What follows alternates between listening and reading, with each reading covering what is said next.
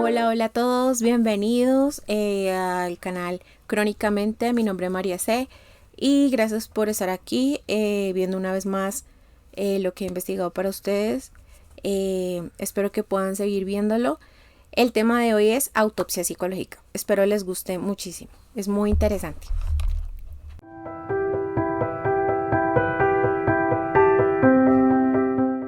Bueno, antes de continuar con lo que es autopsia psicológica, que antes yo me imaginaba que autopsia psicológica era algo así como entrevistar al difunto y esto, bueno, una cosa como loca. Yo creo que a más de uno nos ha pasado porque pues no tenemos el concepto claro, no estamos en ese medio de investigación, perfilación criminal y demás. Entonces hay que aclarar dos conceptos que se parecen mucho pero son diferentes a la vez. Entonces ya les voy a contar cuáles son. Miren, resulta que autopsia se confunde mucho con la palabra necropsia. Entonces, dentro de lo que estuve investigando y todo esto, autopsia, yéndonos hacia la etimología o como el origen de la palabra, tiene un significado en una sola palabra, dos significados, perdón, en una sola palabra, que son la palabra auto, de yo mismo, y office o PCIA, que es la última parte, de vista. Entonces digamos que si nos vamos a traducir qué significa autopsia, sería verlo por mí mismo o verlo yo mismo, lo que quiera que esté observando, ¿sí? Ya diferentes de la necropsia, porque en la necropsia ya hablamos de otro tipo de caso. Aunque también estamos hablando de la palabra PSIA, que también es del griego office, que es vista. Estamos hablando de necro, que ya es como cadáver. Entonces, en este caso estaríamos observando a un cadáver. Entonces, necropsia ya sería la observación de un cadáver. A diferencia de la autopsia, que es la observación por uno mismo de algo. Es muy distinta esas dos cosas. Si nos seguimos yendo por ahí por el concepto de qué es una autopsia psicológica, entonces sería un método de investigación criminal como tal, ¿sí? ¿Cómo se emplea? ¿Cuándo se emplea? ¿Y de qué forma? Ya lo vamos a ir mirando. Resulta que cuando hay un crimen o una escena del crimen y llega en ese momento criminalística o llega medicina legal, llega la policía, bueno, todas las personas que se encargan de este tipo de investigación, lo que hacen es generar como un análisis de todo lo que está observándose en ese momento, ¿sí? Incluido objetos, cadáver, bueno, muchas cosas y circunstancias que pueden estar relacionadas con el mismo tema. Resulta que en muchas ocasiones este estudio, este análisis no da una claridad total del deceso de la persona. O sea, es decir, no hay como una respuesta clara de por qué sucedieron los hechos o sucedió la situación o por qué la persona falleció o por qué se cree que se quitó la vida. Bueno, tantas situaciones que se presentan en la escena de un crimen.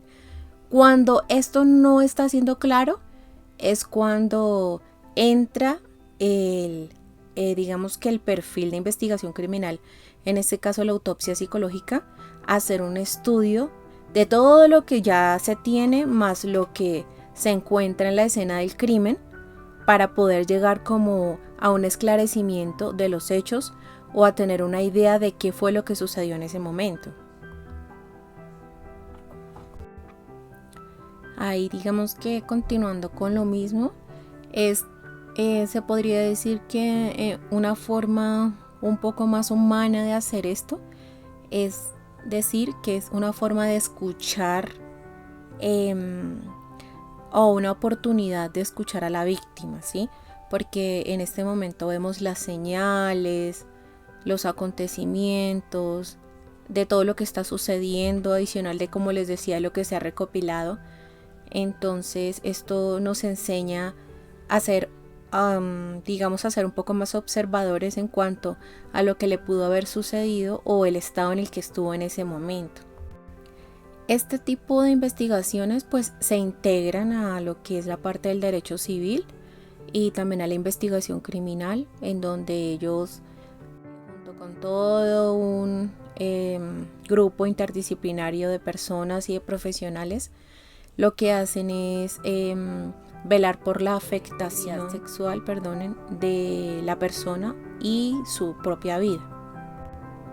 Bueno, cuando digamos que ya se tomó la decisión de que va el psicólogo forense en compañía de un psicólogo clínico, porque pues no hay claridad de los acontecimientos, de cómo sucedió el deceso, o si realmente hay dudas de si fue que la persona se quitó la vida. Entonces se va a la escena del crimen. El lugar donde se realiza este trabajo, el campo de trabajo, es la escena del crimen. Aparte de lo que ya se ha visto, se pueden recopilar otro tipo de datos, por ejemplo las manchas de sangre.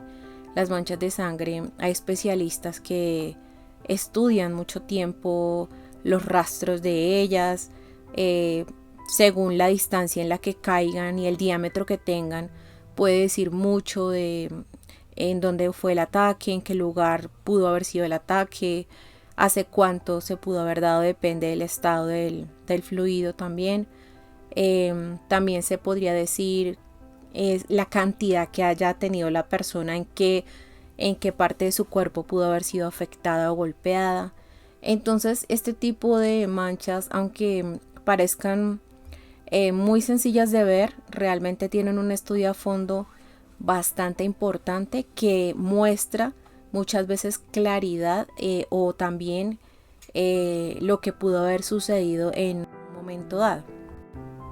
Miren que también es importante tener en cuenta, por ejemplo, en la escena, los objetos que hay cerca, los que pudieron haber sido utilizados, los que pudieron haber sido limpiados o que tocaron otros objetos y dejaron algún tipo de rastro. También el lugar y la forma de la herida, cómo la realizaron.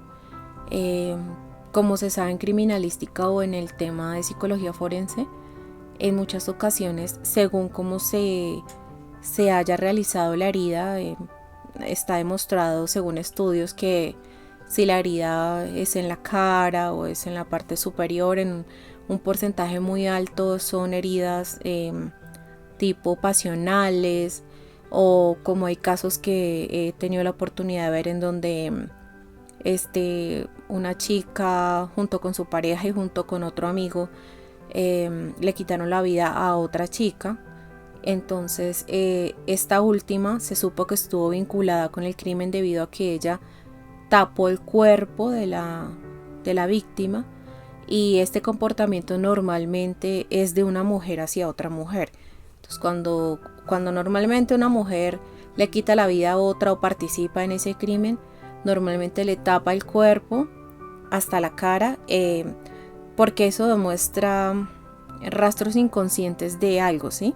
Y yo creo que muchos de nosotros, por lógica o por, digamos, un sexto sentido, podríamos decir que tiene algo que ver con no quiero ver lo que acabo de hacer, pero sé que lo hice y ya está. Entonces, muchos de este tipo de, digamos, de formas en cómo ha sido lastimada la persona o dañada, muestra quién pudo haber sido también el criminal o cómo es el perfil del criminal. También el hecho de, por ejemplo, un tema que se va a hablar más adelante, de asesinatos en donde han sido perfectamente diseccionadas partes del cuerpo, pues pudo haber sido una persona que conoce pues de anatomía del cuerpo humano, de medicina. Entonces todo esto son análisis forenses, psicológicos, y de un conjunto, como les decía, de personas profesionales que se encargan de hacer este tipo de análisis, de observación en la escena del crimen para poder llegar como a una conclusión. Sé que hay muchas personas o hay muchos canales en YouTube que se habla de crímenes, por diferentes motivos y demás, y escuchamos como o nos vemos seriados de crímenes y esto. Bueno, me incluyo porque soy una persona que le gusta como investigar y saber un poco el tema, más que por morbo. Me gusta investigar, saber cómo las posibles causas, por qué puede llegar a suceder, qué pasa por la mente del criminal en ese momento, bueno, todo ese tipo de investigaciones y cosas que también ya como que tienen que ver más como con el comportamiento del humano, de la persona, del sujeto, de la mente. Entonces, investigué pues conceptos importantes para dejar claro, y es que hay una que se llama que es la evidencia directa. Cuando hablamos de evidencia directa estamos hablando de recopilación de videos, recopilación de testimonios de testigos, ¿sí? Y cuando hablamos de evidencia circunstancial, que normalmente esto lo escuchamos mucho en las películas, en las series, a veces nos quedamos un poco con la duda de qué será esto, o lo investigamos muy por ahí por encima, que la evidencia circunstancial ya es como objetos como tal encontrados en el hecho o cerca a la escena, en donde hay fluidos, donde hay fibras, donde hay una camisa untada de sangre. Entonces se examina el ADN de la posible persona que también estuvo ahí vinculada y todo este tipo de cosas. Entonces ya sabemos que la evidencia directa es aquella que la obtenemos directamente de videos, de testimonios, de testigos y esto.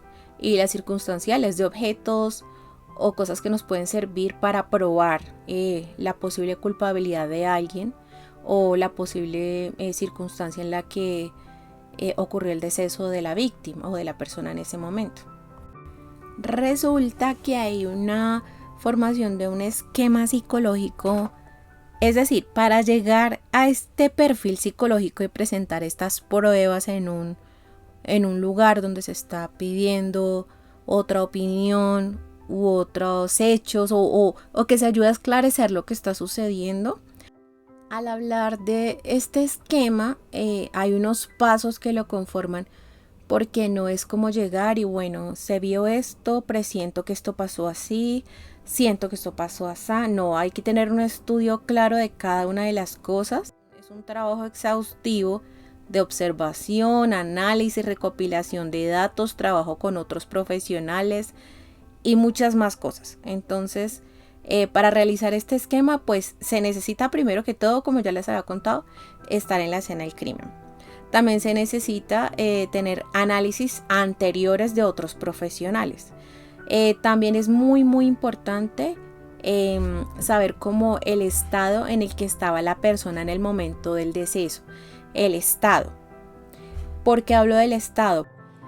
Pudo haber habido enajenación en su mente, pudo haber estado con algún trastorno mental, pudo haber tenido, digamos, un trastorno transitorio, o sea, estar en estado de shock por alguna situación que le pudo haber sucedido momentánea, no necesariamente permanente. Digamos que también puede haber incurrido en un estado ya mucho más grave o más delicado de demencia o de esquizofrenia, depresión, bueno, tantos trastornos que pueden también estar ahí incluidos en ese esquema y en ese análisis. La huella que dejó la persona en vida es como, digamos, metafóricamente traerla a la vida, averiguando un poco de cómo fue cuando estaba viva, cómo se comportaba, qué le gustaba, con quién hablaba, las personas que más la conocían, los más allegados. Entonces pues ahí es donde se adquieren testimonios de la persona. También se arma como un perfil de su personalidad lo más claro posible, y también se corroboran todas esas pruebas que se han recopilado en la escena del crimen, todas esas pruebas físicas que se tienen en la escena del crimen. Ahí lo que se hace es corroborarlas, y también los testimonios, porque en muchas ocasiones se da un testimonio de una situación, pero luego al hacer el análisis no concuerdan muchas cosas que se están diciendo en ese momento.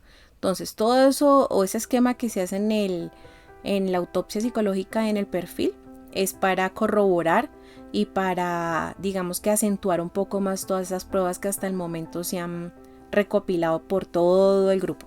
También en este tipo de esquema se descartan si ha habido una tercera persona u otras personas. Entonces en la escena del crimen o en el crimen en ese momento. Entonces para eso también se establece el esquema, el motivo del deceso de la persona, como puede ser por causas naturales, accidente, puede ser homicidio, puede ser quitarse la vida, ¿sí? Uno de los métodos más importantes y que básicamente que es del siglo XXI es el método MAPI por Robert Littman en 1968, quien lo creó como un esquema de la persona en vida. Entonces, lo que hace él por medio de este tipo de método es como revivir y tomar la vida de la persona a nivel afectivo,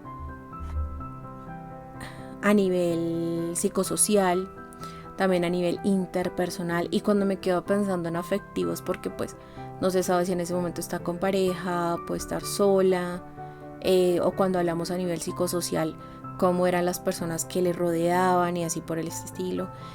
A nivel interpersonal, cómo se llevaba con otras personas. Entonces todo eso nos puede dar un indicio de cómo eran rasgos de su personalidad, ¿sí?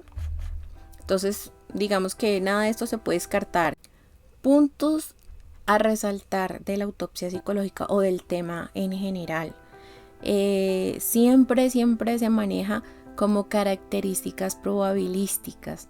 Nunca se podrá dar un sí a las situaciones o a las circunstancias o a las pruebas que se tienen. Siempre va a ser bajo la probabilidad. En entrevistas que se le hacen a las personas que conocen a la víctima normalmente se hacen entre 1 y 6 meses. ¿Por qué? Porque si se hace antes del primer mes, las personas normalmente están bajo todavía todo el peso de la emoción y eso puede influir en el testimonio, ¿sí? Puede sentir mucha rabia, mucha tristeza. Por otro lado, no puede pasar de 6 meses, porque si se pasa de 6 meses, pues también la memoria cambia, puede intercalar datos y de tantos, digamos, tantas entrevistas o interrogatorios, también puede haber algo que se llama el síndrome de la memoria falsa. Estamos totalmente exhaustos de responder preguntas o la mente no da para eso en ese momento. Podemos crear recuerdos que no sucedieron o historias que no sucedieron. Bueno, continuando con los puntos importantes, el psicólogo forense siempre maneja un trabajo interdisciplinario. Si decide hacer entrevistas a otras personas, si digamos las autoridades no lo avalan, pues no lo va a poder hacer. Forenses trabajan siempre con un psicólogo clínico porque pues por medio de este se pueden establecer muchas de las características o trastornos mentales o salud o estados transitorios o no de la persona en el momento del deceso. Antes de darle como final a este tema, quiero darlos con una frase que me dejó bastante impactada. Dice que los muertos hablan, y eso lo dice Teresita García Pérez. El cuerpo de un difunto habla, de una víctima dice mucho, también merecen el mismo respeto, la forma como sean tratados. Me parece que un crimen no debe quedar impune. Entonces ojalá podamos seguir progresando en este tipo de áreas y puedan haber cada vez más profesionales interesados en este tema, porque de verdad hace muchísima falta acompañar también en el dolor a las personas que también son víctimas, a sus familiares, y poder pues también de alguna forma dar algo de consuelo. Cuando se escucha a las personas en los testimonios, eso también sirve para terapia, para que ellos como que se desahoguen un poco de lo que sienten. Entonces también podemos hacer como ese acompañamiento desde ese lado. Y pues nada, hay muchos temas que tocar sobre esto. Sin embargo, yo sigo pensando que le temo más a los vivos que a los muertos. Y para no dejarlos tan inconclusos, les voy a contar que sobre este mismo tema, porque esa es la primera parte, vamos a hablar sobre dos personas muy famosas, conocidas, cuyas muertes quedaron inconclusas y pues generaron muchas teorías, tanto conspirativas como de, pruebas y demás. Entonces uno es Marilyn Monroe, que es una mujer muy linda que tuvo un fallecimiento, pero de todas maneras con causas dudosas. Su dictamen fue que se quitó la vida, pero pues hay cosas allí que digamos que hay que darle más investigación al caso, y pues voy a hablar de eso en el siguiente tema. Y también Michael Jackson, que fue un gran artista, como todos sabemos, y también hay varias, no solo conspiraciones o teorías acerca de su muerte, sino que también hay algo ahí como muy inconcluso. Entonces cada uno sacará sus propias, valga la redundancia, conclusiones y teorías de lo que piensa que pudo haber pasado. Y de esos dos casitos hablaremos en los siguientes videos. Entonces espero puedan estar ahí muy pendientes para que no se lo pierdan. Me despido dándole las gracias infinitas por poder ver este video. Sé que por ahora no hay muchas personas viéndolo. Tal vez dentro de muchos meses o mucho tiempo más adelante puedan haber muchas más. En el momento que sea que lo vean, y si quieren que hablemos de algún tema específico, importante para ustedes, pues lo dejan en los comentarios y yo voy a estar muy pendiente de esto. Bueno, cada investigación que hago la hago desde el corazón, tratando de que ustedes puedan aprender un poco más, y por qué no, que todo esto nos sirva como para la vida, como para tener o ampliar nuestro campo de visión y poder ver las cosas desde otra perspectiva diferente, y ya no solo con el morbo de la muerte y de ser más dolentes con todas las situaciones que se presentan a diario con tanto familiares como obviamente como con las víctimas y todo esto. Entonces no se pierdan las otras 3 partes. Si les gustó este tema, les agradecería muchísimo que me den un dedito arriba, por favor. Eso me ayuda muchísimo a que el canal siga creciendo. Igual me había demorado en subir más videos. Estaba un poco por acá distanciadita. Tengo muchas cosas que compartirles, importantes de verdad. No se sientan solos, hay alguien aquí que está acompañándolos y que los entiende, que los aprecia, aunque no los vea de verdad, los entiende. Entonces por eso es que hago todo este tipo de temas y muchas más cosas que tengo proyectadas para ustedes. Espero puedan crecer conmigo, estar ahí. Les mando un abrazo muy muy muy grande y muchos besos, y que estén muy pero muy bien, que pasen un bonito día. Chao.